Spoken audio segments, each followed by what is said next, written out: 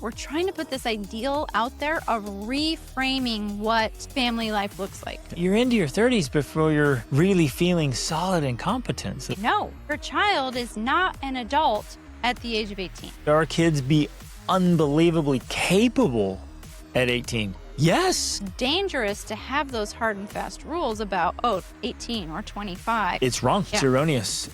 Hey there, this is Greg Denning.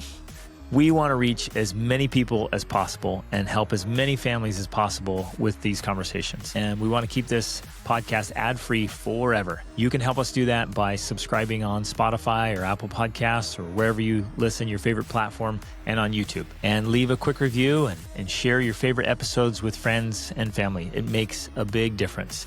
Thank you for being a part of this very important movement. Ladies and gentlemen, welcome to the Extraordinary Family Life Podcast. We're your hosts, Greg and Rachel Denning. As always, here to give you some awesome sauce, tools, and strategies to help you build your own unique, extraordinary family life. We got an awesome question via Instagram from a wonderful lady who's been following us for a long time and has tweens, teens, and then now young adult children, one of whom's married. And a really awesome question about, okay, what about this phase of parenting? What's my role? Do I have a role? And this comes up a lot with people who, that's where we're at. So our oldest is about to turn 23 and she's married. And then we have 21, 20, and 18. Yeah. And then the three youngers.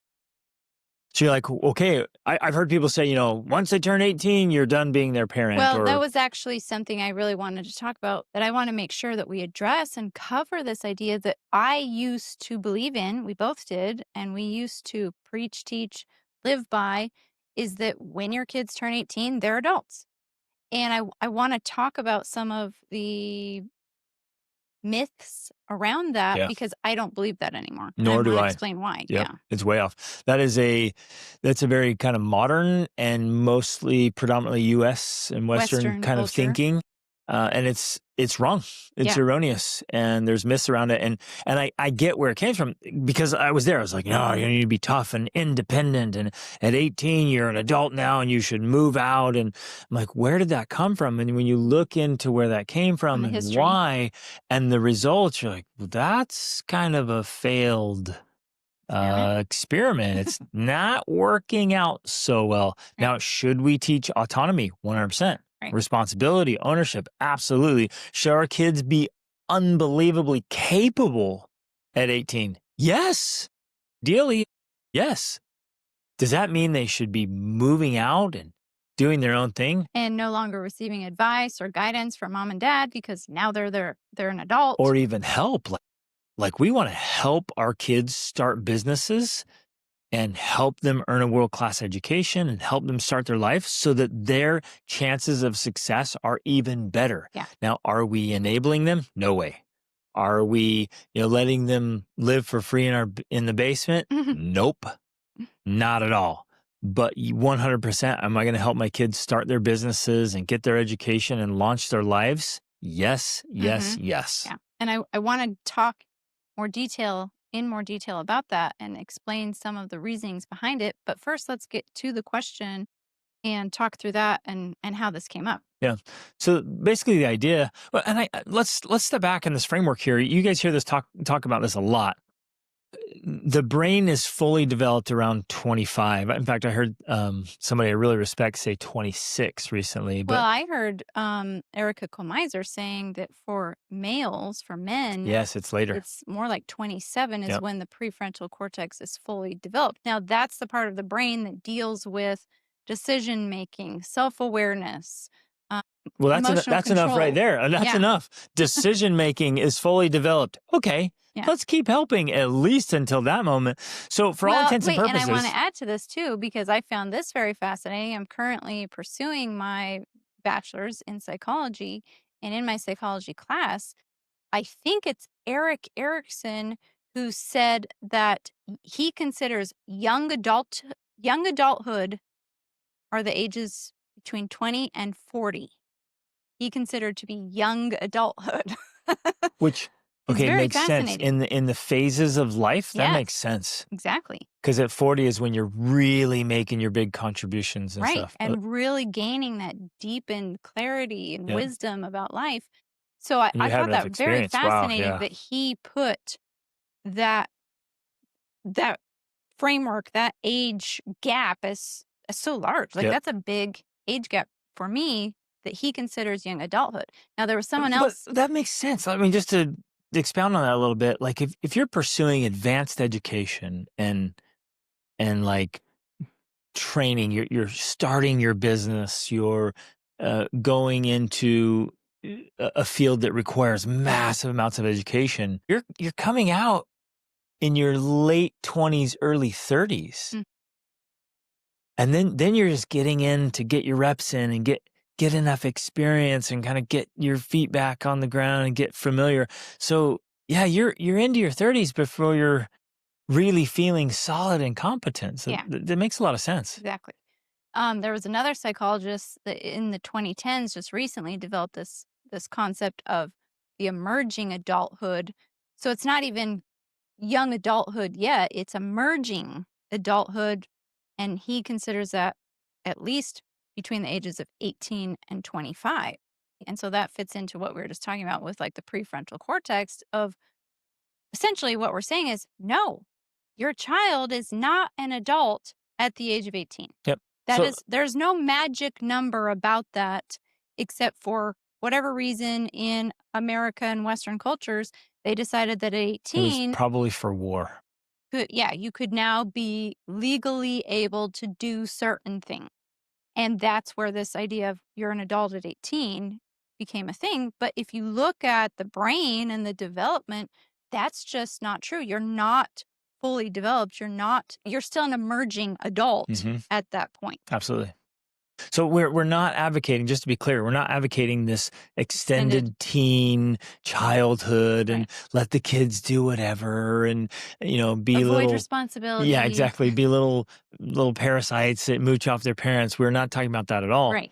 What we are saying, and I think this is a really great framework. I think for all parents, it would be an extremely important framework to say, you know what, full adulthood, let's say, starts at 25. That's a really great way to think through Well, things. and in reality, it's going to vary for each child depending on their own maturity Hmm. levels, their own Skill sets. developmental schedule. In a way, it's dangerous to have those hard and fast rules about, oh, 18 or 25 because it really depends on the child. And so it has to be what we want to get into today, the question we want to answer, which is specifically about parenting adult, quote unquote, adult children Hmm. over the age of 18, is like, how do we do this? How do we navigate it? How do we continue or should we continue to have this parent relationship with our child because now they're an adult? And what we're saying here is having come from that belief growing up that, yeah, at 18, I'm an adult. I can move out now. I can make my own decisions. I can do what I want because I'm an adult. I did that.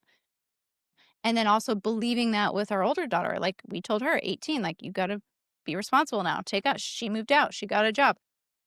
I wouldn't do that now because having studied more psychology and understanding more about this, I'm like, oh, well, no, that's not entirely true. And that's an arbitrary number. It's independent for each child and it depends on their own development. But this emerging period of adulthood is variable, it's flexible, it's longer, and we should be involved in our children's lives still. We should be guiding, helping, influencing them, not in this controlling, manipulative, like I'm still in charge of you sort of way, because that's not what we believe in or advocate. But we do want to help kind of switch the narrative around on this because I really believe powerfully in this that it's not how it's supposed to be. Like society is currently operating in a way that's dysfunctional and not for the best interests of our Yep. children and for us Yep. as parents. Just look around at the results. Right. If you want to say, We're hey, not getting does the this results. experiment work? Look around at all these young adults. Is it working? No, it's not. And, Well, and you might think, well, no, they have apartments and jobs and they're doing great things. And we're kind of measuring the wrong things. Like, yeah, how are exactly. relationships How's doing? their mental and emotional health? Yes, exactly. Their decision-making Exactly. ability. And we're measuring the wrong things. We're like, well, they're paying their bills and they have a job and they're going, kind of, it's like, okay, Great. that's not some great accomplishment. Right. Like, let's look at the whole being Mm-hmm. and say, How can we help them be even more successful?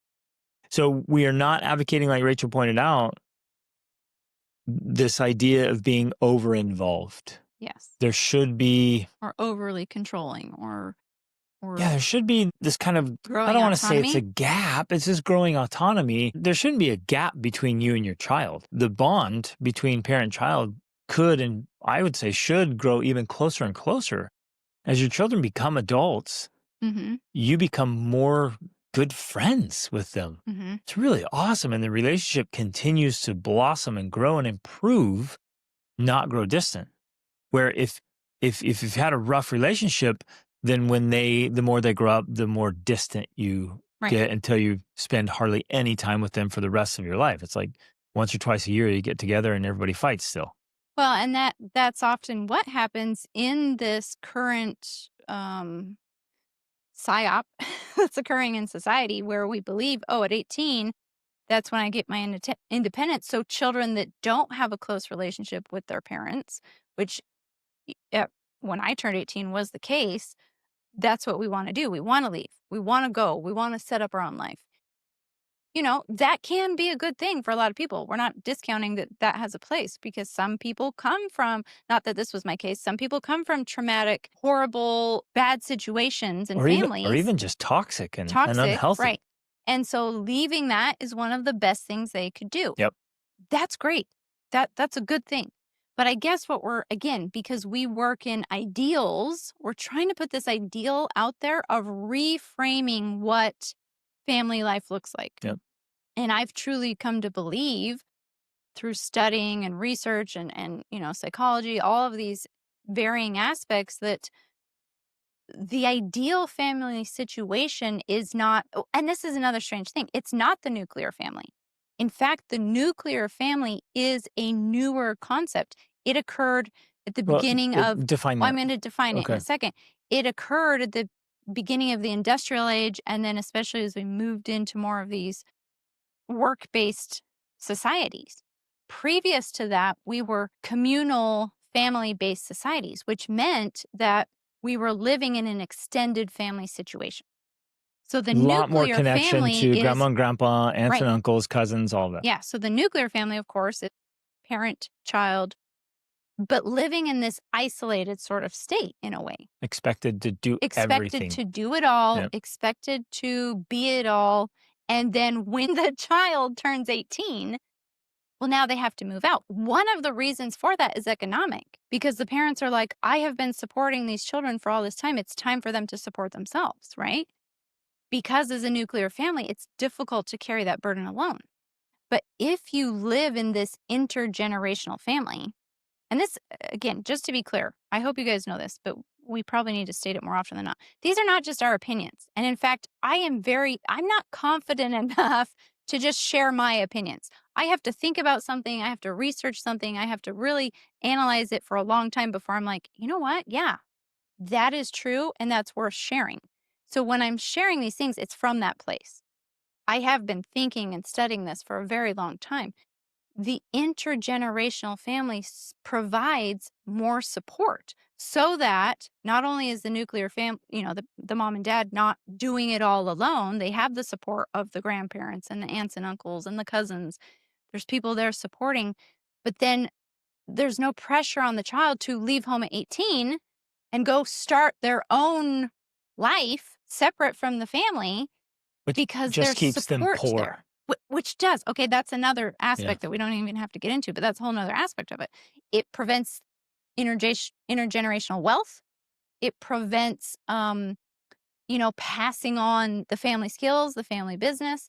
And I'm not saying we have to go back to the Middle Ages here or the Dark Ages or something, and like your son apprentices to become a blacksmith, but there were some concepts there. I think, especially in aristocratic families, of like your children didn't move out. They took over the estate. They took over what you had already worked on creating and then added to it. Now, there were obviously problems with that as well because it created entitlement and it created, there's other issues. I'm not saying there weren't issues, but I think that we have to really reevaluate the ideas that we've been given of like adulthood starts at 18. That means you leave the family, you go start your own separate family, and everybody lives independently and separately from each other. It's not And working out. it's like it's Financially, perpetuating survival mode. So exactly. you go in, you do survival mode, and it's like, Right. oh, that's what I had to do. And you're like, wait a minute, I was in survival mode, and in some Right. ways we still are, and everybody's in Exactly. survival mode. Like, what if we restructured this? What if we Yes. support each other so that instead of going out and immediately being in survival mode, and I get it because you're like, yeah, it makes you tough and gritty and Right. appreciate things, all true, but then it keeps you stuck for years or decades. Yeah. It's like, well, Exactly. wait a minute, why don't we reframe this so we create generational wealth, like And real not legacies? just financially generational wealth, but mentally, Yeah. emotionally, spiritually, parent parenting wise. I mean, I truly believe that one of the best things I could do is help my children parent their children, because I just spent 20 plus years learning it and becoming great at it. Why would I not then want to be involved in that process for them so they don't have to learn it all on their own? Not like the over Right. Not involved not grandma like who's that. controlling, but the mentor, But the guide. available Yeah. when necessary or desired for mentoring, Yeah. for guiding, for coaching. Like I'm there. I'm there as a resource rather than, oh, mom's, living her own life and I'm living mine and I just have to figure it And out I on had my own. figured out. And so now my kids suffer. Who suffers the most is always the oldest children. They're like the guinea pigs, but that can be prevented if Or if we diminished at least. if we as figure out how to be really great parents, and then we have a close relationship with our oldest children, and as they have their kids, say, hey, Right. help us out with this. They're like, yeah, gladly. Here, Absolutely. here's what we wish we'd done differently. Yeah. Here's what we learned later. Try that. And you can prevent a world of problems and suffering and unnecessary mistakes. Yes. It's And so and powerful. again, I want to be so clear. We don't want to be misunderstood here. We're not talking about being the helicopter parents, being overly extra controllingly involved. We're talking about the ideal where we have incredible relationships of mutual respect Hmm. with our now children who are merging into adulthood. Yep. That's what we're talking about. So you lay that foundation where they want to listen to you, they want to ask your advice, they want to receive guidance from you. And so that then continues into their emerging adulthood as they get married. Our daughter who was married, she very much sought out our opinion and our guidance on who she was marrying and if we believed he was a good choice, and if we approved. And we did, right? Which helped her feel comfortable in moving forward with the relationship. And then as they have children, that they come to us with guidance about the process, not as though we have all the answers, like that we are the source of all knowledge, but that we are there as a resource for them to discuss ideas, to think through, to practice decision making, to be able to offer, different alternatives or potential scenarios that could pop up. Which we've gained, and this is because you can hear some people will be like, well, wait a minute, I don't want to create this little echo chamber cult and Right, like only exactly. listen to us. Yeah. Like the way Rachel and I have set up our lives, we've been reading voraciously. And Between us, exposing ourselves thousands of to, books, yeah. and across cultures and time and space. So we're bringing in all the best stuff, and then we're sharing that with our kids, getting them to read hundreds of books. And And so when they, encouraging them to disagree with us yeah, and encouraging them to bring up different ideas and be like, great. let's talk Yeah, through that. let's Let's talk figure it through it. out. Let's analyze that. Let's see Right. if that is a good idea. And sometimes we're like, yeah, that's a great idea. We should all adopt that. Yeah. And sometimes it's like, wow, even this thing that we came up with before, it's not true anymore. Let's throw that out, right? So it's this ever evolving process of bringing in and getting rid of the ideas that don't work. So it's a refining process that we Right. all work on together. Here's a cool visual that I was thinking of with this. Like maybe this applies to finances, but it applies to other ways as well. And so you can see how that framework is. So let's say you're looking at investments and you're further along in life than your young adult children are. And so they can't take on a big investment. They're just not there yet. And so you maybe do an investment or investment project and say, hey, son or daughter, do you want to participate in this? Mhm. You can bring what capital you do have, you can bring in sweat equity. Yeah. I'm going to mentor you. I'm going to coach you. I'm going to share the lessons when I absolutely and utterly failed when I was your age. So don't do that. Yeah. So that's what I wish I had had. When I was a young adult making investing decisions, business decisions, I didn't have a mentor. I had nobody telling me, hey, don't do this, do that. Nothing. Yeah. And so I made all these mistakes that people before me had already made, Right. but nobody told me, like, don't do that. I've already Yeah. done it. It doesn't work. But now I get to do that for my kids. And so they get to buy in at smaller percentages. Mhm. I'm not giving them a handout. They don't get a free ride. I'm not like, oh, I'll just make this investment for you and you can just live off the money for the rest of Right. your life. You know, That's ruining your kids. It's like exactly. you can buy in or earn your way in and let's do something together. And so right from the get-go, your child can be learning these lessons right alongside you, being taught and mentored and guided and growing. So by the time our kids get to our age, they're going to be Mhm. way farther ahead and they'll be able to do that again with their children and their children's children. Yeah. And I think that that's a really good point that you brought up, because in no way are we presenting this idea of where we did all the work already.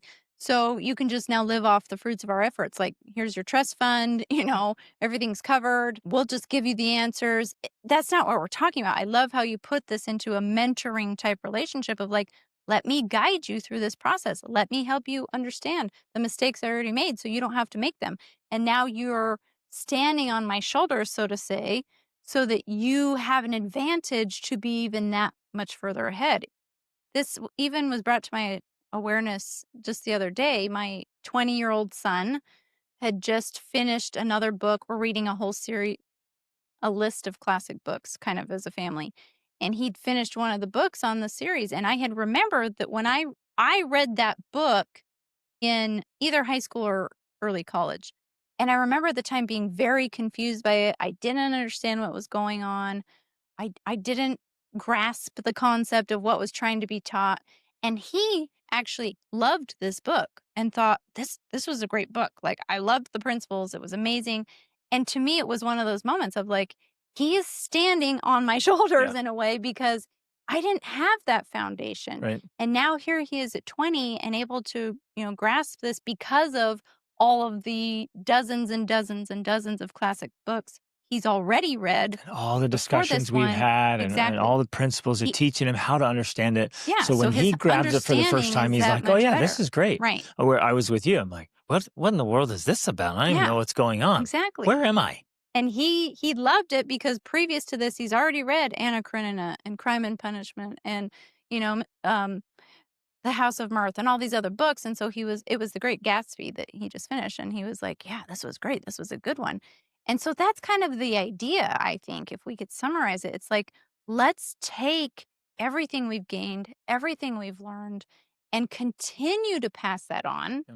and not stop that process because, well, now our child's 18 and they're Yeah. an adult, Right. right? Now Or you move out. You no longer need our influence. You no longer need our guidance. You don't need the wisdom that we've gained. Go start your own life, and you're on your own now. Figure it out. right. So there's obviously a scale of implementation, Yeah. how this can be done. It can be done very poorly, trying to force it, and they just resent it. And when they're older and they can move out or have more autonomy, and you try to force it, you don't have a good relationship, you're not very tactful, and you And you try to try to say, push no, it on them. you're not an adult now. You Yeah, have to stay here. yeah. Like, that's not going to work. You have an underdeveloped brain. You have to do what I say. They're like, I'm out, Yeah. and I'm never listening to you again. So that just kills it. Right. And there's a whole scale all the way up to where they're coming to you regularly Yeah. and saying, look, yeah, I am 18, 19, 20, 25. And what do you think about this? And help Mhm. me navigate this. I have some questions. And even in the question that we received, the married children are coming back for advice about sex, which is excellent because that's Mhm. often a topic that people aren't talking about and they're struggling with. Hopefully they're coming back and talking about finances and they're talking about arguments and they're having that open discussion. Or if they're single and they're just like, hey, Well, I'm making choices and I'm being exposed to new things and let's well, talk about each of society's those doing this and people are separately doing then. that. And we will separate. I just want to say, Okay. like, they can come back with every scenario. They're like, well, this is what they're saying in my university classes, or this is what they're saying at work, or they're presenting these business opportunities. It sounds too good to be true. Mhm. What about this investment? I was told this is the best investment ever. Or, hey, these people seem great. And I'm like, yeah, let's get to second level thinking and third level thinking. And hopefully you have that relationship with them so you can guide them through all the infinite scenarios they're going to face as young adults. Yeah. So one of the questions that she had specifically asked about was her older daughter who's married coming with questions for sex. And this mother was asking us like, well, how much do I get involved in that? Like how much do I answer those questions? And at least for me, I believe that as much as she wants to ask, be willing to give, to discuss, to share. Not that you, again, necessarily have all the answers because many of us don't, especially if we haven't, maybe you're not an expert on sex. You haven't read a lot of books about it or whatnot. But as long as she's willing to ask for your advice and guidance, it's a perfect opportunity to do some research on your own And because this is what I share. do. I do the research and then I share what I've discovered. Yeah. Like, oh, I found this book. Yeah. You should try reading it. Or I discovered this thing, And so it's kind of like, here, I am a source. I'm a resource for you. I'm here to help you. Come to me, please.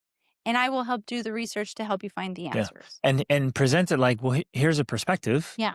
Here's something that has worked for me. Boy, here's something that didn't work for us. Yeah. Hmm. And I talked to other people and I heard from several other people that this worked for them and this didn't. So that's something to consider. Hmm. Now, again, if you live in this tiny little bubble and you don't have much experience, you haven't read much of anything, you're like, well, here's the way it is. And that's that. And, here's these very narrow Right. perspectives that it's not very helpful. But even then, the open-minded perspectives that are so open-minded, the brain falls out. Right. Like that's not helpful either. Yeah. Because look around, what's the end result of that? Hmm. And so, yeah, do the homework, have the conversation, and see it maybe as that. It's like, well, let's just talk about it. Let's kind of circle. You and I will walk around the labyrinth together and Hmm. see all the aspects of sex. And well, this is interesting. Some people think this, and other people think the opposite.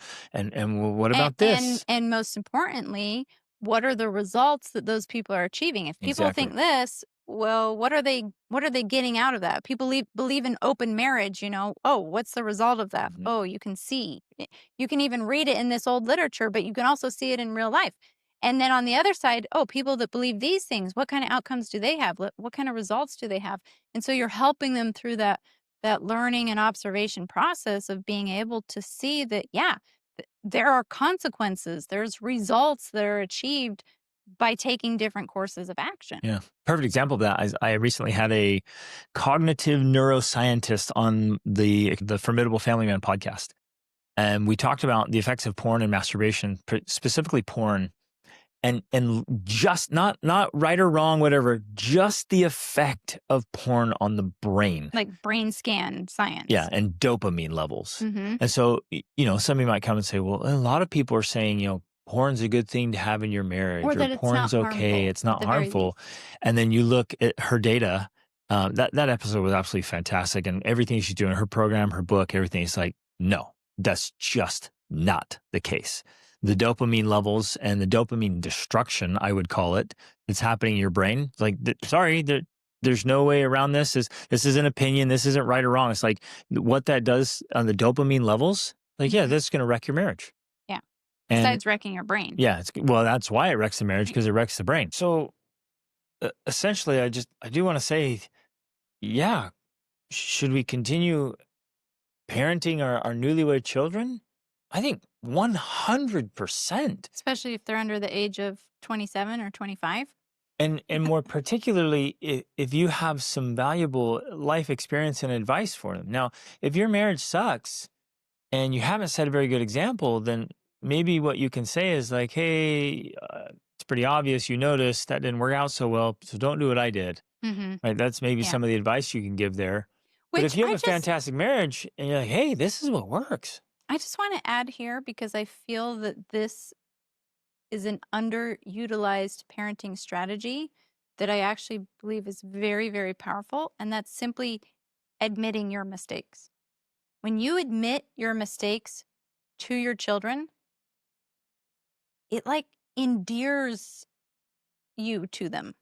Like they want to listen to you more. They have more respect for you because I feel like, and I speak from experience because I was this type of mom of like, I don't want to admit when I'm wrong. I don't want to admit when I made a mistake. Like everything I've done is justified because of you and how you push my buttons, right? Like you should just be so grateful at how nice I have been, right? But that doesn't work.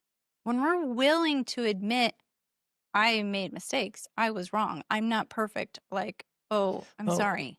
yeah, we don't need to say I'm not perfect. I almost want to remove that whole idea from our vocabulary. We use it Because none of us all the are time. perfect or can be Nobody perfect. expects perfection. Nobody is perfect. So like, let's stop using that as an excuse and acknowledge when you make Right. mistakes and I then made a change. mistake. If you keep making the same mistake and then go to your kids, I'm sorry, I shouldn't have done that. And they're like, well, you're full of crap because you're not Yeah. really sorry and you're not changing. So Yeah, you're you're just a right. hypocrite and I can't trust Mhm. anything you say.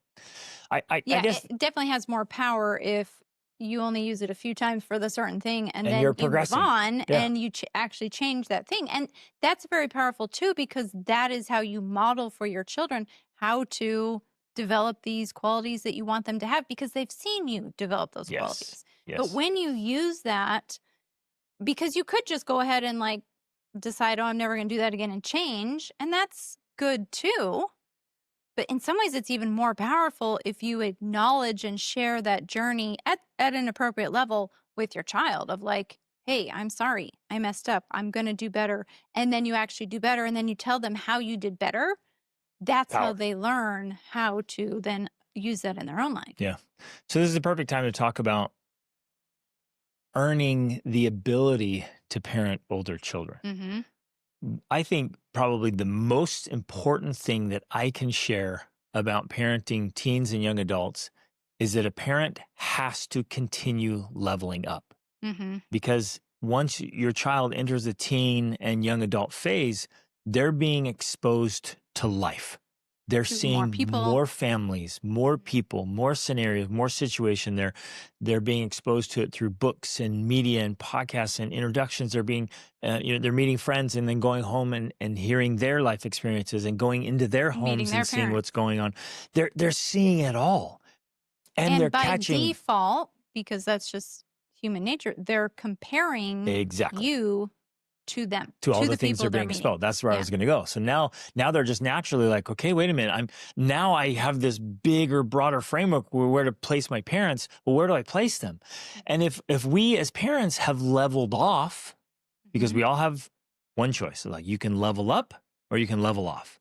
If we have leveled off, then our teens and young adults look at us and like, yeah, Well, especially over time, I mean, at first they might realize, like, yeah, my parents are great. They've done great things, and all of that's true. But if that doesn't change, if over the course of their now emerging adulthood, you're still in the same place, they begin, and this is difficult to talk about because it seems so harsh, but they begin to lose respect for you because you're not continuing this path of progression and growth, your right? results aren't respectable. Right. In many ways, if we can just be totally frank, you aren't respectable. Which which is so painful and so Oh, harsh, even just saying that. And yet it's something we have to be honest about with ourselves, and we have to be honest with you as the audience, as one of the realities of how parents do lose respect and the right to share guidance with their mhm. children. Like respect is earned. And unfortunately, it's not like you love to say, it's not automatic with our children. It's not going to just, they are not just going to have automatic respect for us because we are their parents. We have to earn that respect, and we almost have to earn it every single day of our lives. Well, and you have to earn it more when they become more adults. Exactly. As they become more capable and competent, you have to become even more capable and competent to continue earning that respect. Now, of course, there's probably diminishing returns on that at some point as we get older or whatever. I don't know. But the idea is that we I don't think so shouldn't. on that.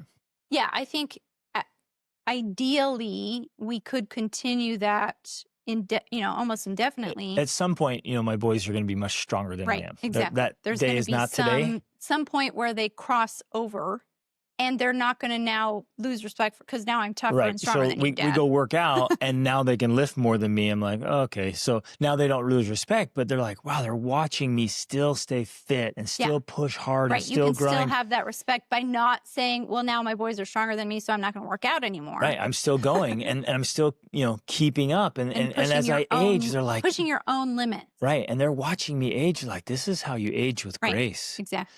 And they're watching me gain wisdom and experience. They're watching our wealth Rather than grow. becoming bitter and angry. Yeah, and grumpy. I'm just the and grumpy old man. They're like, no, watch how he does Yeah. everything he does. Now look at him as a grandpa. Now look at him as a great grandpa. Look how he's handling these phases of life. Exactly. That's where you keep earning respect.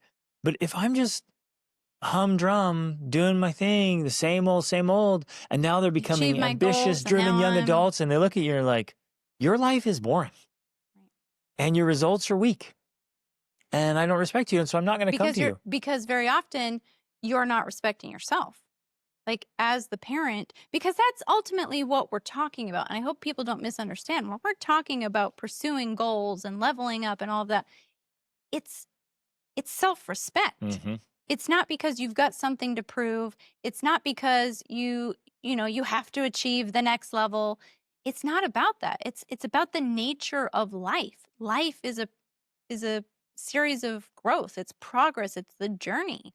And as long as we're living, we should be pursuing that journey of progress. I was just listening to an episode about this with Jordan Peterson and I think Dr. Brooks. Like he's talking about that's how humans find meaning, not by achieving, not by reaching the goal, but by making progress towards the goal. And the only way you can continue to do that is to continually have new goals that you're pursuing. So that's what it's about. It's this self-respect of like, there's no end to what I could continue working on or could continue improving on. There is no end to that. And so as a matter of self-respect, which then gains the respect of your children, you're like, no, I'm not going to stop. I'm going to keep going. I'm going to keep pushing my next level, and because this should never be done in a way that creates burnout or overwhelm. Or neglects your family.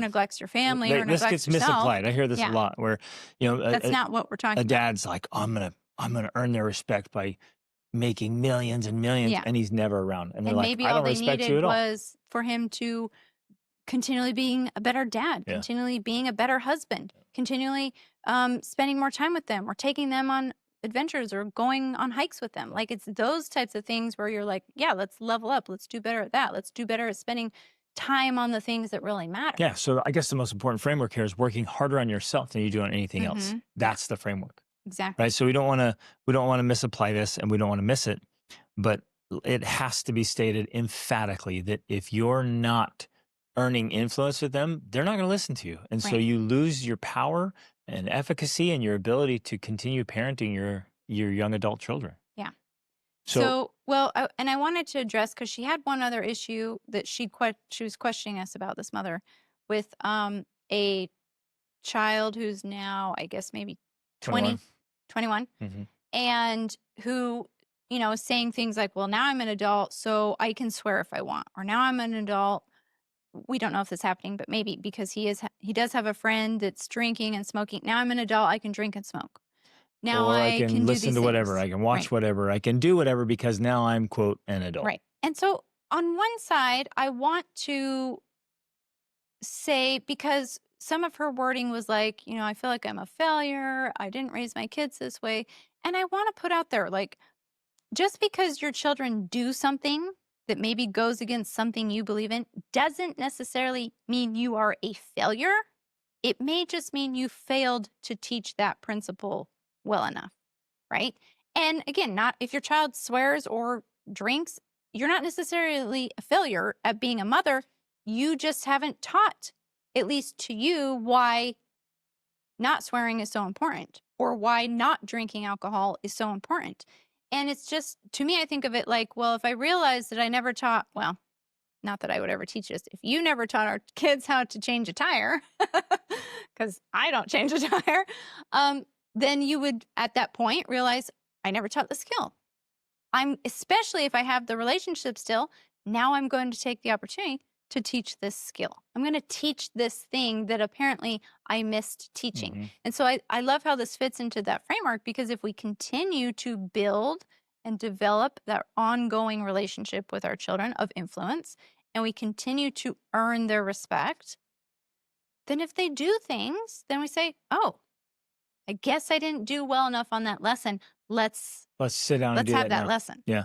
And so we can do it by sharing podcasts and sharing reading and discussing books Hmm. and sharing videos. Is anything you're coming across, and this love of lifelong learning. So they're reading, they're learning, they're watching things, and we're discussing it in a family chat or when we get together, just constantly covering these things. I really want to emphasize here that one of the most important things we have to teach our kids, that there's no black and white of like, oh, now I'm a certain age or I'm an adult, so I get to do XYZ. Like that's just the dumbest idea ever. That somehow you're like, okay, now that I'm a certain age, I can just drink alcohol. So, when you look at the Well, brain, when you especially look at the brain because research, of the approach that we take to it, of it's not necessarily moral or not moral. It's, is it healthy for me or is it not healthy for me? And that's the point you come from, because for us, drinking alcohol, it's not a matter of religion, it's not a matter of morality. It's definitely connected to those things for many people, but it also comes down to, here's the brain science. Here's what a brain on alcohol looks like. Here's what a brain without alcohol looks like. It's clearly healthier, and that's why, for at least our family, that's why we choose to not consume alcohol, because it's just not good for the great. brain. And so you're teaching the kids that, and you show them those things. You talk about it. It's like there's no amount of alcohol that's good for the brain. It just ruins your brain, and it weakens your control. And so you teach those principles, teach them effectively, then none of our kids are going to be like, oh, now I've reached an age where I can do things that damage my brain. Like, no, there is no age where that's okay. And, oh, I can do things that are, destructive to character or to life. It's like, well, what does age have to do with that? Nothing. There's no number where you just think, now I'm at a point where I can destroy my relationships. Yay. Or I can wreck my Right. mindset or my well-being. It's like, no, we teach these things effectively and lead and guide our kids. So then they grow up thinking, well, man, I know lots of people who drink and those who don't. I know lots of people who do drugs and those who don't. I know lots of people who foul mouths and consume terrible things and those who don't. And across the board, there's good and bad in between them. But what kind of person do I want to be? And it's independent of age. Yeah. And so I'm And going to it's, live by principles and and by I standards. and I think I also want to emphasize that this is something, again, when we do this, we're teaching the principle, we're teaching the understanding that we've gained, and it's not about shame, it's not about getting you to conform to a certain way. It's not about like, we don't do this because that's bad. It's teaching that, well, yeah, people who do those things, they're not bad people. People that drink aren't bad people. People that swear aren't bad people. We're not afraid to expose ourselves to people that drink or swear. Someone just brought over, we live here in Portugal, and we had this family come over to play with our kids, and it was amazing. And they brought popsicles, and for the adults, they brought the tequila popsicles. And that's the one I got. I got the tequila popsicle, right? And I was like, okay, great. Like, I didn't have a problem with that because I don't see it as morally wrong. Now, I also believe that the juice in the popsicle is not great for me either. Probably more harmful than the Yeah, tiny bit of potentially more tequila. harmful than the tiny bit of tequila that was in there. But I live by a principle where, for me, at least 80% of the time, I'm not consuming any of that stuff. I'm not consuming juice because it raises your blood sugar, glucose levels. It's just not overall good for your body.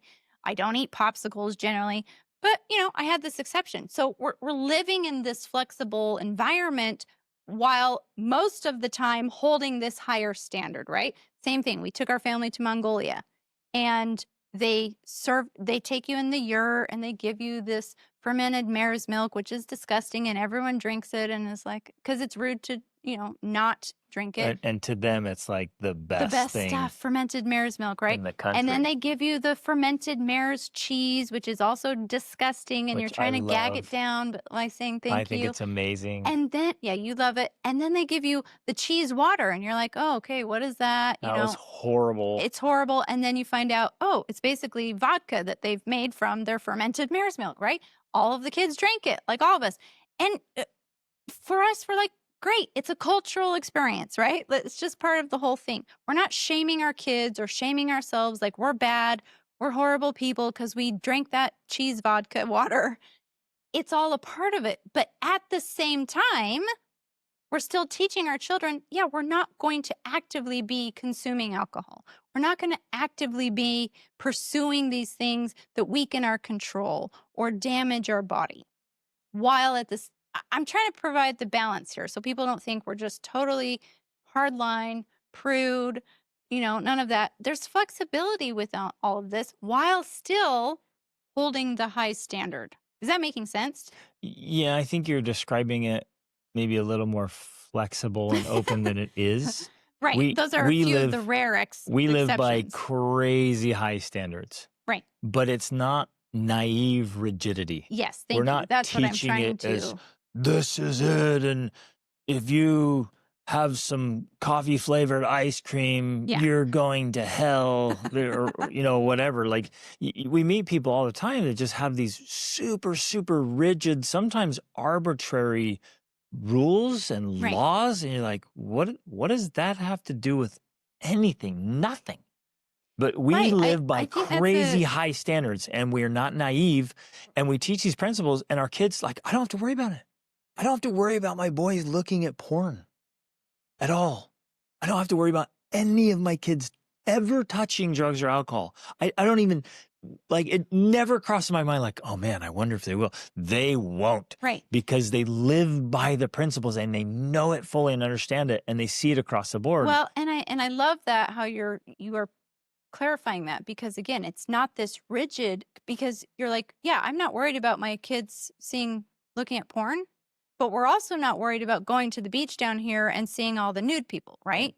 Like there's that flexibility there that allows for both things without this rigidity of like, now you have sinned. Now you are, going to hell or whatever. Like now you're condemned. You should feel shame because you saw a naked woman at the beach. Right. I guess that's what I am trying to expound on here, is that we allow for that flexibility when it occurs, the vodka in Mongolia or the tequila popsicle, Well, but still teaching why we live at this standard. Right. We watch the movies with the swearing, but we don't swear. right. It's that type of yin-yang balance that I think allows for the rules to be kept, because they know that if they made a mistake, or even our girls, they went to the Dominican Republic and I don't know, they had some coffee or some alcohol or something, and at a chocolate factory, yeah, they know that they're not going to be shamed for that because it was part of a cultural experience or something. Well, yeah, and I guess one of our core frameworks here is not only are we not afraid to expose our kids to what's in the Exposure. world, we actually want to encourage that. We were in Carnival in Austria, Yeah, and in Carnival Venice. in Venice, and like the riotous living and the drunkenness. partying, And you took our boys and I was like, right hey, down in it and let's walked go right out through it. in the middle of it. Like, let's go down in that big tent they set up.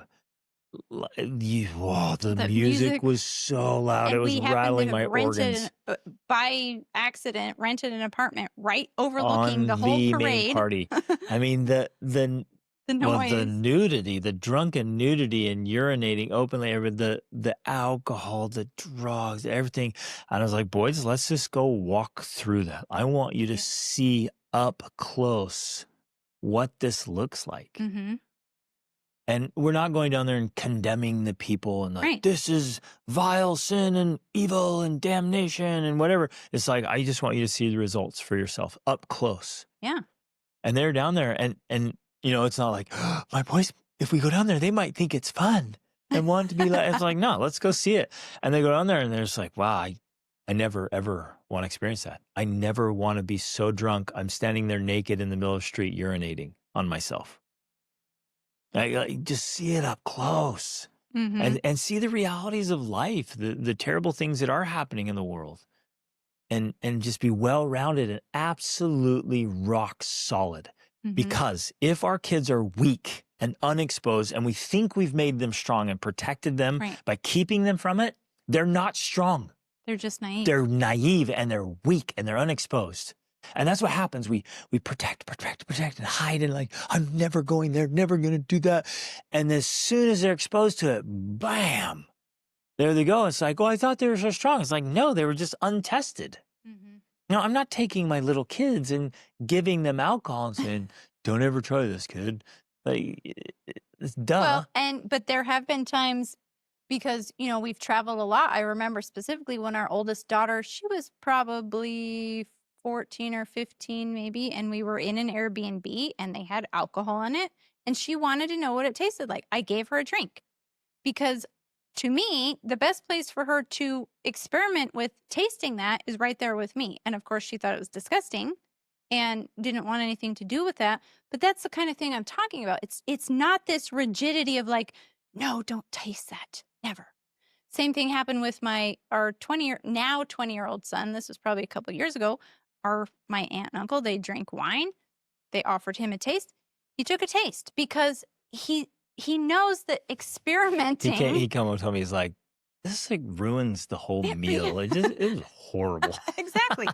He knows that is not the same as, and I think he understands because we've taught the principle that that's way different than rebelling against your parents and going out and drinking in secret. Right. This is a way better scenario. My aunt and uncle offered it. I took some and I told you about it. Great. Thank you. That's fantastic. Yep. That is the way it should be, as opposed to believing. Well, yeah. And he came home immediately, told me, and so I didn't no shame, no overreaction. Right. I was like, yeah, it's so disgusting and it's a terrible experience. And he's like, yeah, that was I tasted it. Sorry to all the wine drinkers out there. Yeah. I think it's horrible. I really do. And I know I have lots of friends that just love it. They think it's fantastic. It's a great meal. Right. They go on the and every time we go to a restaurant here in Europe, they're like, what? You're not having any wine? You're not drinking? Oh, that's so nasty. Yeah. So, but again, the core principle is it's even wine. It's not good for your brain. Right. So I'm not going to drink because it's not good for my brain, period. Right.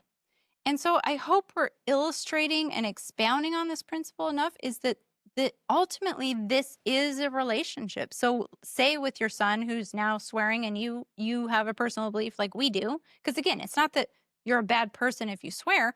We personally have a belief that your language advertises who you are. It advertises your level of thinking, your level of communication. Your level of education, your level of class. We make an effort to articulate our words and to use more specific vocabulary and to not have to use swearing to fill in the blanks, And so that's what we live or by. Swearing and that's for emphasis because what we're saying isn't thoughtful enough. Right. That's often the case. It's like, no, you have to swear or yell to make a point. You're like, why don't you just figure out how to make a really good idea? So solid, articulated, so like it speaks for itself. Like it's such a powerful truth. I don't have to throw in an F-bomb here to get you to pay attention. Right. And again, this is not our judgment on other people who do that thing. Like that is their thing. And we will listen to those types of people even. We're not condemning them either. We're just saying this is our personal standard. This is the thing that we teach our children, even though we still listen to movies that swear, or we may listen to songs that swear. We can separate it out without having that rigidity that's like, you're bad if you listen to that music, right? And so I think it's important to point out here too, we're not talking about younger children. Today's episode is about the older ones. Mm-hmm. Especially as they come into emerging adulthood. I'm going to have different perspectives about the little ones. Right. The little ones don't get the exposure and they get it. It's very filtered and tempered, but like to pretend that you can keep your older kids, your teens and young adults from ever seeing anything wrong or bad or hearing it or being exposed to it, that is utterly naive and foolish. Yeah. And it will backfire. I've seen it backfire so many times. So you can't go out and live life without being exposed to some of the filth of life. Right. And so in this context for this conversation, let's not practice naivete. Mm-hmm. Now, we're not leading our kids into trouble at all. Don't misunderstand me here. Some people think, oh, our kids need exposure, and you take them out and like, we're going to go smoke weed together. And then your kid ends up with a weed addiction and then like is living under the overpass 10 years from now as a meth addict. You're like, you're like, well, Because that duh. happened to your brother. That literally why happened to you my brother. give that example. He went to a party, got addicted, and then went on for years, and it destroyed his life, and then ended up taking his life. So the reality's there. And so I'm going to openly tell that story. I'm not going to hide it from my kids. Mm-hmm. You're going to see it. But I'm not going to go do drugs with them. Yeah. But in a scenario, bringing it back to the swearing thing, you know, if you have that standard and you now realize your son's like, I'm an adult, I can swear, it's great. This is now an opportunity for you to have this conversation. You don't have to condemn them. You don't have to feel that you're a failure forever. It's like, oh, it's an opportunity. I can deepen my relationship. I could explain why I don't swear. I could share some quotes from George Washington if I want. Like, there's a lot of different things. Or an option, okay, well, that's going to be him, I guess. He'll swear. And you still have that love. You still have that. My point is, you don't then cut them off or treat them differently You see that they're because bad they're not because they living up to swear. your It's like, standards or no. they're bad, right? That's not what we're saying. That's not what we're trying to say here, is that if your kids don't live up to your standards, that now they're the failure child that you should cut off. It's like, this is an opportunity to still continue that relationship. And if it's important to you, to teach that principle. Yeah. If that's something that you want them to understand, ultimately it will still be their choice. But I believe if you teach it effectively, then they're like, yeah, I get that. And it has nothing to do with my age. Right. And it doesn't have anything to do with my age. If for me, I'm like, wait, hold up. Did you just say that? Because like, you could swear as a child or a teen or as an old man, like whatever. Like, and your swearing doesn't affect me. It affects you. And it affects the people that hear you. Yeah, you're just walking. You're a walking, talking billboard. And you go around using that language, like other people are going to make assumptions about you, and they're going to say, okay, those are the symptoms that often line up with the person. So if that's the kind of person you want to be, it has nothing to do with your age. That's just ignorance right there. So it's just who you want to be. If that's the kind of person you want to be, okay, think about it. Really, truly think about it. And go out and study the lives of great men and women. And not just one aspect, like, oh, that guy swears and he's really, really rich, so it's okay. Like, well, look at his marriage. Look at his relationship with his kids. Look around at class. He's a real gentleman. Or is he actually, he's quite the trash bag, that one. And yeah, he's super rich, but he's a trash bag. And I don't want people to misunderstand us here too, because we realize there are lots of people out there that swear. In fact, and they're not bad people, and they're not trash bags. One of the people that I respect immensely was just swearing up a storm last night with me and my daughter. and we were just sitting there, and I was like, you know, from her background and her life experience, and she was just and I respect her immensely. Yeah. She is an incredible human being. And yeah, she was just throwing them down yesterday. Like, okay. And sometimes it is a cultural thing too, as well. Yeah, she's from a different place and a different culture. Yeah. And so all we're trying to say as we're using this example of swearing is that if you have a standard, like for us is swearing, you need to be able to communicate that effectively enough to your children that they also opt in. Otherwise, you just have to let it go. Yeah. Like, it has to be a thing that you're like, okay, that's their choice. Unless you can communicate to them why you choose that standard enough that they adopt it. Right. You just have to. So that to they make it theirs, not yours. Exactly. They make it their own. Make it theirs. Yeah. Otherwise, you just have to respect their choice. Yeah. Because it doesn't make them a bad person or someone you now shouldn't associate with. It just means that they have chosen a different standard. Yeah. So in a very real way, this is next level parenting, right? Because they're older, they have more exposure, more experience, they have more understanding, more freedom, more attitude, more independence. Like, that's just biological independence. They just want to be independent. And very often they just want to just have distance from you. That's normal. But if you are leveling up, like, you've got to get really, really good at communicating, at mentoring, articulating it, earning respect, and earning influence. You have to keep leveling up. And again, if you got a 20-year-old, you have had 20 years to work on this. Mhm. So you should be 20 years better as a parent, 20 years better as a communicator, 20 years better at mentoring your kids, 20 years of deposits into that relationship bank account, I think should be really good. And if they're not there, like, just start working on it. Really start working on it. It's like that Because Chinese proverb, the best time to plant a tree was 20 years ago. The next best time is now. right now, yep. And so start working on that and earning that ability to parent older children, young adult children, because it's more challenging, but you're more experienced and more knowledgeable, hopefully, and you get after it, right? And I guess where we fail, so some of you younger parents are listening here, where we fail is sometimes instead of having years of experience, we have the same experience year after year. So we don't have years of experience. We have a 6 months experience that's just repeated indefinitely. And so then 20 years pass and we're completely underdeveloped Mhm. and utterly unprepared to parent older children. Mhm. And so get after it. Make the most of yourself so you can really influence and lead your older kids. Okay. Love you guys. Thanks for listening. Reach upward.